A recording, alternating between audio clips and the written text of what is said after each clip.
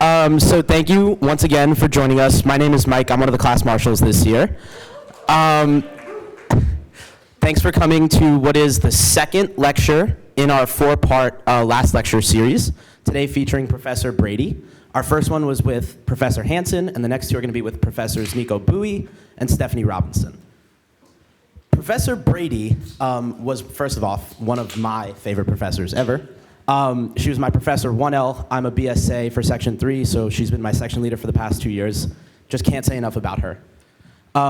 Before coming to HLS, she was a professor at UVA for a few years. Prior to that, she first went to the Harvard College, where she was on the track team and an absolute all-star.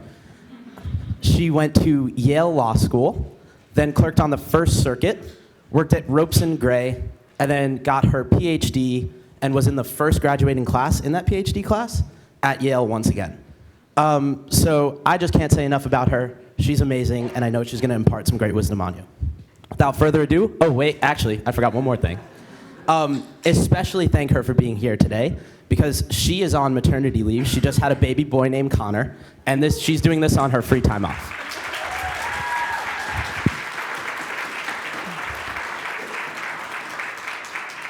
Thank you, Mike. Go Who's. So thank you very much for that generous introduction. It's really an honor to be here with you today. I have to tell you, though, you're not going to be hearing the last lecture that I would actually give if it were my last lecture to give. Naturally, that last lecture is a painstaking historical reconstruction of the law of easements from 1581 to the present. Mike gently discouraged me from that, so now you know who you can thank when each of you misses those questions on the bar exam, plunging Harvard Law School to number 12 in the US News rankings, and number 203 in the annual easement law rankings. Fun easement fact for you, though, before I move on. They are actually named for Sir John W. Easement, a London lawyer in the 17th century. It really is a delight to be here, in a way, seeing you off. I feel a special kinship with this class because, like most of you, I first walked onto this campus as a member of this community in August of 2019. And also, probably like you, I was pretty terrified by it. And as a property and land use teacher, I'm very used to thinking about how and what our physical surroundings communicate. Physical landscape of the law school is a bit imposing. So Langdell, home to our library, covered with names of people you might be a little anxious you should know more about at this stage. The long shadow of Hauser is over the place where you walk to most of your classes. And then there's the terrifying 60s fever dream where my office is, which is Griswold. And I know that I was proud to arrive here, but I was also pretty anxious. It's not an exaggeration to say that many of you, my first HLS students, some of whom are in this room, made this place a kinder and better one for me than both its layout and its reputation might have indicated. So I hope that some of us on this side of the podium did that for you as well. More importantly, I hope you tried to do that for one another. In preparing my remarks today, your class marshals sent me videos of many other last lectures given by Pulitzer Prize winners, members of presidential administrations, former deans, colleagues with distinguished careers in international and public service. For my part, I think it important to note that the most outside influence I've had in the last month came when I tweeted about an NFL end zone dance called the Gritty. Also, I think this is an opportune time to tell you that I completely made up that thing about Sir John W. Easement. So please do not put it on your bar exam essays. Thank you. I watched those last lectures, and while I cannot compete with some of the wisdom that they contain, I decided that the theme of my last lecture to you would be advice I did not take and how it went. In the coming weeks, you will receive a ton of advice from mentors, other last lecturers, from the speakers at your commencement, perhaps also family and friends. So during our time together, I'm going to tell you 8 pieces of advice that I received and declined to follow. In some cases for the better, in some cases less so. I'll tell you what it was, a bit about when I received it, and then I'll reflect on it in ways that hopefully either generate some broader insight or at least entertainment as you go through these last few days of classes. So piece of advice 1, wear a dark suit when you teach. As I began my first year as a law professor, then 29 years old, this was a common piece of advice that I received from teachers more senior than me. The thinking behind it was sound and the instinct actually protective. There's some research to indicate that students are often harder on certain teachers, including younger teachers, female teachers, and teachers of color. Wear a dark suit, the advice suggested, to indicate your professional stature and to separate yourself from the sweatpant-clad, possibly half-asleep students in the room that might challenge your authority or your knowledge of the subject matter. A variant of this advice is to dress for the job that you want. Law professors wear suits. They walk in, set a book down, and so go to the facts of the case. And before you came here, when you pictured a law professor, that's probably something like what you pictured. I decided to abandon this advice rather early on because of an odd fact that a fellow professor and dear friend shared with me, likewise right before I began teaching, which was that every day, without fail, he walked in to teach his class with a can of Diet Coke. Why? For one thing, it gave the students a weird quirk to focus on, and you all love that. But for another thing, he just liked Diet Coke. It's delicious. So when I began teaching, I racked up a supply of things that I liked that I could bring into the classroom. Often colorful shoes, jackets, lipsticks, eventually attire with foxes and whales and other things that match the cases I teach. And I thus started dressing for the job I actually wanted, which was to be like Miss Frizzle from the Magic School Bus, but for property law. And this felt very weird at the beginning, but it would have been much harder to fit the image of what a professor was supposed to be or to look like, given who I am.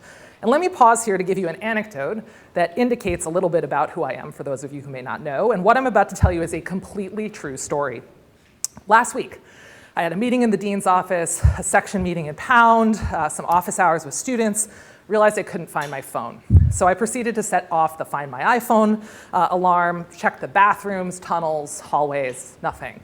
Slowly, over the course of hours, I realized my phone had fallen under the cushion of a chair in the dean's office, and I'd been setting the Find My iPhone alarm off truly an unbelievable number of times while the dean proceeded through many important university meetings. As you can imagine, I decided it was best to never admit this happened, and I bought a new phone over the weekend. I hope this indicates that Kingsfield from the paper chase I am not. As you walk off this campus, you will be confronted with lots of images of what a lawyer or a particular type of lawyer is supposed to be. There are two ways that these images might affect you. For some images, the knowledge that you do not and perhaps cannot conform to a certain image may be a source of anxiety, a feeling of not belonging. For other sorts of images, there will be the temptation to try to conform yourself to fit. And in certain cases, you may be able to, because you're brilliant, and at least two of you, though I'm not at liberty to say which two, have social skills. And yet, while it can be done in the short term, in the long term, it's very hard to disguise who and what you are.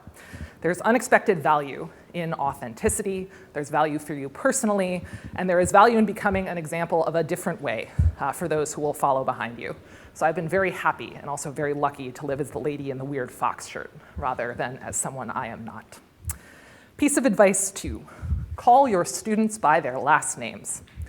This advice came to me for much the same reasons as the last advice. To establish your authority over a classroom of students, some of whom are older than you and no doubt smarter, you must call them by their last names. In the time since I received this advice, I learned that there actually are lots of good reasons to call students by Mr., Miss, or Mix. For instance, because this is how judges or other legal professionals may refer to you, it can be good to grow accustomed to the use of a title and responding to it. But the reason I was given, that it establishes and maintains your authority, bothered me. And I think the reason goes back to something I talked about earlier, which is how our surroundings and our physical space communicates. So when I showed up the summer before my first semester of teaching, I was behind a podium much like this one. My desk chair was fancier than the chairs for my students. My palatial office dwarfed their teensy library carrels. And you get the picture about how important I was. In any event, everything about the circumstances indicated the power dynamic, last names or not. As new lawyers, you may be insecure, but even at the beginning and certainly over time, there will be plenty of options for you to make choices that reinforce that you are in a position of power and knowledge and others are not. Sometimes you can deploy this strategically for good. For instance, by getting your portrait up in Harvard Law School in order to make your high school boyfriend regret dumping you after prom. Thank you, Brad. Other times, however, the people that you will be interacting with will be well aware of the differences in power and knowledge between you, and it is in those circumstances that I want you to think about what you can do to reduce the number of reminders. That will be true at the start of your career, when by virtue of this degree or the name of this institution, you will have more power than others with whom you interact. That will only grow more true as time passes, and it happens faster than you can imagine. So think about what you can do to make people feel not only that they can approach you, but also that their ideas and their experiences are welcomed and valued, regardless of whatever the formal hierarchy is. Piece of advice 3, don't wash fruits and vegetables in soap. I received this advice from my mother at some point during my elementary school years. I can almost hear it now. No need to hand soap the celery, Molly. A basic rinse with cold water will do. Washing your vegetables in soap is bad for both them and for you, it turns out. Fast forward to March 2020. When a long-haired man whom I believe was a doctor, somewhere in the Midwest, made a very convincing YouTube video that showed him carefully scrubbing tomatoes with Dawn dish soap after quarantining groceries in the garage for a full week. In those halcyon days of the early pandemic, our ritual was as follows. My husband would go to the grocery store once a month and return home, at which point I would douse him head to toe in Febreze, the only cleaning item we had. Then, as the YouTube doctor man commanded, I would carefully wash every parsnip and ear of corn with more care and love than I currently bathe my 6-month-old child. The procedure stopped only when the grocery quarantine area was finally overtaken by the mail quarantine area, a place in my basement populated by hundreds of HelloFresh coupons that might as well have been coated in anthrax. I should have listened to the advice that my mother gave me, but the fact that I did not was telling. In moments of fear, it is a natural response to seek out information. Unfortunately, I have lived through many moments of crisis, and the nature of things is that each of you will too. I was a high school student, desperate for information on 9/11, inside my school building, huddled around a television that my history teacher had wheeled in. I was a law firm associate inside the Prudential Center as the smoke rose to the windows during the Boston Marathon bombing. And when I was able to get down to the ground floor, I ran in search of information, unable to reach my husband because there was no cell service. Still more recently, I called Charlottesville home during the Nazi rally on August 11th and 12th, 2017. Brainiacs like yourselves may be especially likely to seek information in moments of fear. And even more importantly, many of you will be people to whom others turn for information when they are afraid, either in circumstances personal to them or in circumstances like the ones that I've just listed. After all, every crisis I just mentioned ultimately generated immense questions for lawyers and judges about the scope of the First Amendment, the government's detention of non-citizens, capital punishment. You have two related responsibilities. Do not lose your head as a consumer of information, and likewise be extremely careful in your production of it. Because of your training, you will be in positions of trust, some of you as politicians, others leaders of institutions or representatives for individuals or organizations. People are going to be inclined to believe what you have to say, so take your responsibility to educate and not to mislead very, very seriously. I remember here fondly a related quote, something my uncle always used to say to me, "With great power comes great responsibility." This, of course, happened shortly after I was bitten by a spider at my high school in Queens. In this case, the advice holds, and I should have followed it. In moments of crisis, or when others are facing moments of crisis, don't start hand sanitizing the vegetables. Piece of advice 4, the optimal choice for an interview dinner is the scallop. As I was about to do the equivalent of EIP, a few people gave me this advice. Why, you might say? Apparently, someone has calculated that this is the food on which you are least likely to embarrass yourself. Scallops can be easily cut to bite size, and barring something extreme, they are unlikely to start running down your face as you explain why you so desperately want a particular job. I love scallops. Like Diet Coke, they are delicious. But I only went through law firm recruitment once. I was determined to make the most of it. And so on a fateful interview lunch with a large Boston law firm, I decided to order something I'd never had before, a giant artichoke. Fun fact about the artichoke. While the inner leaves are a delicacy, the outer leaves are completely inedible. As I had never had an artichoke before, I did not know this. So I tore into the artichoke from the outside while we made small talk, thinking, this is tough. Then, I'm not sure I can swallow this. And then realizing with horror that I had an enormous clump of artichoke leaves in my mouth and no way to gracefully get rid of them. And not only that, but that 2 law firm associates evaluating me for a job had watched me literally tear into an artichoke like an apple. I wish I could tell you that this was the only interview meal-related story that I have, but there is in fact another one from my interview at this venerable institution. When I came to interview with the HLS Appointments Committee, I had food poisoning, and I hadn't been able to eat for a day or so. Still, it was clear to me that it wasn't going to be possible to reschedule given everyone's commitments, and so I decided I had to try and give it a go. So this time, instead of an interview lunch, it was an interview breakfast over at Henrietta's table in the Charles Hotel. I tried to order the meal least likely to make me throw up, plain French toast, and things were going fine. I was answering question after question, leaving the French toast untouched. The interview was almost over. I'm feeling victorious. And then the wonderful Professor Glenn Cohen, feeling bad that the committee had apparently grilled me so hard that I hadn't had time to eat, insisted I eat my French toast. And so, completely ashen-faced, I tried to eat the French toast and not throw up as 5 of my future colleagues looked on, smiling and nodding. Finishing half of that French toast was the hardest part of my HLS interview. And that included an intense question about Calder-Hicks efficiency, so make of that what you will. The advice to eat the scallop might be good advice that minimizes potential distractions on your path to the role you seek. On the other hand, sometimes it's worth a little embarrassment to go after what you want. I hope you leave this place and sometimes embarrass yourselves. I hope you don't embarrass Harvard. Please don't do that, thank you. But I hope you embarrass yourself in trying new things, in going after a position that's a reach, in slightly misremembering a case from law school in a conversation. I hope one day when you go for a job interview, you absolutely mainline a dozen oysters in a way that shocks onlookers. Scallops have their place, but so does everything else. All right, piece of advice 5, prioritize your family and your friendships. So this advice has come to me multiple times, but the time I remember most is recent. I had a difficult time on the entry-level job market for law professors, as I have no doubt told some of you in office hours, though I ended up extremely lucky landing my first position at Virginia. I was also aware that it meant uprooting my husband, who was then a college track coach at Northeastern University, for the unknown. And one of my dearest mentors from law school told me, essentially, I'd made it.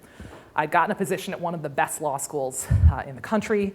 Now I needed to focus on taking good care of my loved ones and my relationships, setting myself up for a whole and balanced life.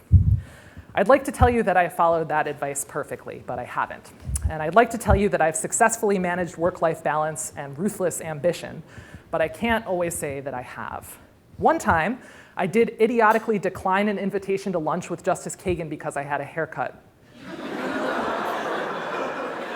It's very hard to get your hair cut by a good person sometimes, that's all I have to say. But I've missed catch-up phone calls with friends, I've skipped baby showers, I've spent a beautiful weekend of weather binge writing an article in order to meet a deadline while my spouse takes care of everything around the house.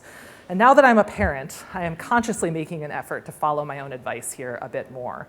It's more difficult than one would think. Even though I had my fair share of failures in law school and even before, it's very tempting to continuously push to see just how much you can do with your degree or take on or achieve. And so do not lightly forget there's always a cost because of time being finite. A goal of mine in the next few years is to prioritize family and friendships more than I might have in moments of my career thus far. I hope it will be one of your goals too. Piece of advice 6, never tweet. Where I heard it, in a conversation between 2 extremely smart and extremely productive members of this faculty about to sit down to lunch. And all I should probably say about this is I think it's good advice and I should rein it in. On the other hand, while the digital realm certainly has its perils, see Supra about the risks of misinformation, I'm reminded that few tools are inherently good or bad. Yes, I've had to mute 1,000 Wordles, but there's no doubt that tweeting inane property things helped introduce me to a wider audience of lawyers and other professors, connections that I've come to value very much in an era of social distance. The tool makes it easy to lift up others and celebrate their successes with the push of a button. It's a way I get to keep tabs on my many beloved students who occasionally send into my feed weird property stories reminding me of our time together. For example, recently I received an otherwise innocuous Zillow posting that showed a basement full of clown mannequins. Delightful. So waste your time on your terms.